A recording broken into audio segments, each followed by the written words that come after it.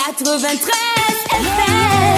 93 Equinox Radio. Bonjour, a-t-il déjà été assassiné? Est-il encore en vie dans une chambre de torture en train de subir les sévices infligés à Martinez?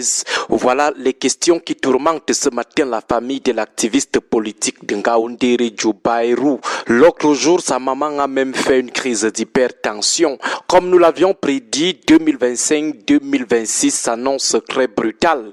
Les fondamentalistes sont décidés. L'état de droit où on respecte la liberté d'opinion et les droits de l'homme, ça ne sera pas sous le règne du président Biya. Oublions ce Cameroun débarrassé de la barbarie politique ou des règlements de compte inhumains, ça ne sera pas sous le règne de Paul Biya. La violence et le satanisme continuent de diriger les pas de ceux qui pensent que s'ils quittent aujourd'hui le pouvoir, ils ne vont plus vivre. Le 24 décembre vers 19h, dans le quartier Bali, l'activiste politique Djoubaïrou, ancien militant du SDF, devenu critique acerbe du régime sur les réseaux sociaux, est enlevé par 4 personnes arrivées dans une voiture pick-up sans plaque d'immatriculation, en compagnie de 2 autres personnes, dont un soi-disant ami qui était venu le chercher avec insistance. Ce dernier doit être suffisamment exploité parce qu'il pourrait s'avérer qu'il soit venu tendre l'embuscade à l'activiste afin qu'on puisse l'embastiller facilement. L'identité de 2 des 4 présumés kidnappeurs est aujourd'hui connue de la famille qui l'a d'ailleurs communiqué aux services de sécurité locaux. L'un des identifiés serait un homme en tenue opérant à Bertoua. Lorsque les 4 kidnappeurs abordent l'activiste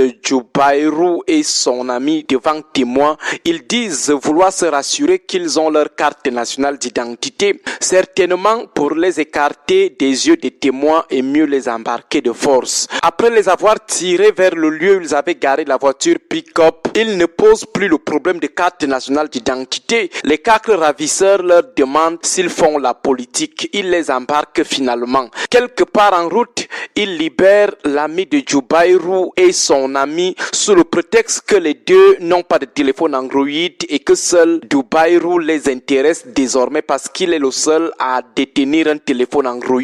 Depuis cet instant, aucune trace de l'activiste politique Djoubaïrou. La famille, immédiatement alertée, s'est déportée au commissariat central d'Ngaoundéré, piste donnée par le soi-disant ami. Arrivé là-bas, le policier de permanence leur fera savoir qu'il n'a enregistré personne du nom de Djoubaïrou.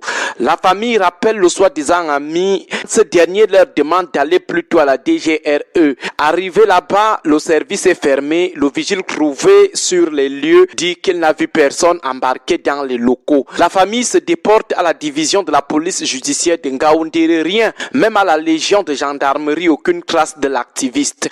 À la brigade de recherche, on a essayé de traquer le téléphone de Djoubaïrou pour au moins le localiser. Le téléphone est éteint. Le 25 jour de fête donc férié, la famille a attendu le 26 pour déposer des plaintes contre inconnus, dont une à la division régionale de la police judiciaire de Ngaoundéré et l'autre au commissariat central de Ngaoundéré. Elle a même saisi le procureur général près les tribunaux d'instance de la Vina. Elle a saisi l'antenne régionale des droits de l'homme. Toujours pas de nouvelles de l'activiste politique. Depuis le 24 décembre 2024 jusqu'à ce jour, l'activiste politique est porté disparu.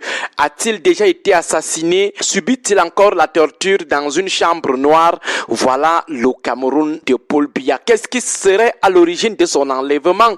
Qui serait derrière son enlèvement? Pour le moment, aucune version officielle à propos. Pourquoi les présumés ravisseurs identifiés ne sont-ils pas toujours convoqués ou entendus? Curieux tout de même. Mais ce que nous savons avec certitude, c'est 4 choses. Première chose, Djoubaïrou est connu pour ses positions et publications très radicales contre le renouveau. Deuxième chose, après le déclenchement du scandale de la vidéo montrant un adorateur du RDPC avec des tas de cartes nationales d'identité en sa possession, le président du MRC avait fait une publication indexant une élite RDPC de Ngaoundéré en la personne d'Ali Bachir. Par la suite, ce dernier avait répondu en niant son implication dans la possession des centaines de cartes nationales par l'individu de la vidéo. vidéo. Après la réponse d'Ali Bachir, voici ce que l'activiste Djobayrou avait écrit sur sa page, nous le citons.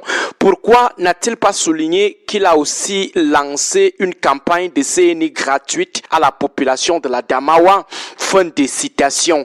Était-ce une façon pour l'activiste de dire que les CNI dans la vidéo seraient issus de cette campagne? Interprétation à ne pas négliger. C'est d'autant plus que l'activiste est le voisin de quartier de l'élite RDPC, le quartier Bali. Quatrième chose, le renouveau a dans ses rangs une bande très minoritaire mais extrêmement dominante d'élite très violente et cynique. Comme l'activiste dénonçait violemment le régime de Yaoundé, les fondamentalistes originaires de Kaoundéré auraient-ils alors décidé de lui régler définitivement les comptes? De toutes les façons, nous pensons que même lorsque quelqu'un aurait même giflé le président de la République en public, comme on avait giflé le président français Macron, on ne devrait pas le kidnapper ni aller le tuer clandestinement. Il y a la loi, il y a le code pénal, il y a le code de procédure pénale qui ne prévoit pas le kidnapping ni les assassinats dans les démarches judiciaires. Si l'activiste Djobayrou a été déjà liquidé, que les autorités sécuritaires se déploient à retrouver son corps et le remettent à sa famille. S'il est encore en vie, que sa famille soit rapidement informée de son lieu de détention et qu'il ait droit à un procès juste et équitable. Bon début de semaine à vous tous.